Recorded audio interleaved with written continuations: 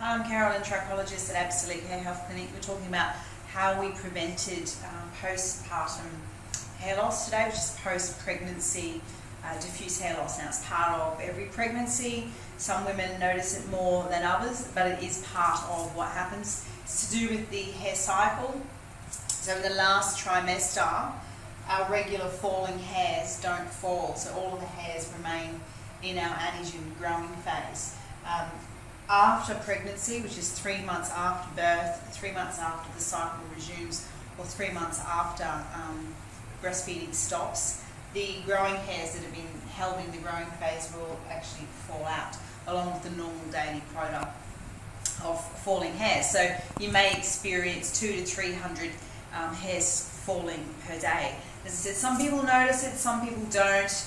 It's when we have other underlying deficiencies that we can be at a higher shed than just the normal postpartum, but it does happen to every woman. So what we wanted to do was try and prevent this from happening. So we were working with a pregnant lady prior to her falling pregnant. She was doing some of our treatment, so we just continued on during the pregnancy. We started in the second trimester of doing once a week a full treatment. So our full treatment consists of brush therapy, scalp cleanser, tonic, then microneedle, the Activarts, and our GRN, and this is to stabilise the hair cycle. And then we did a mini treatment once a week. So we're doing 2 treatments a week, one full, and then the mini we take out the time-consuming microneedle, but the treatment will still work and absorb because we're doing the scalp prep, cleaning the scalp and opening the follicle.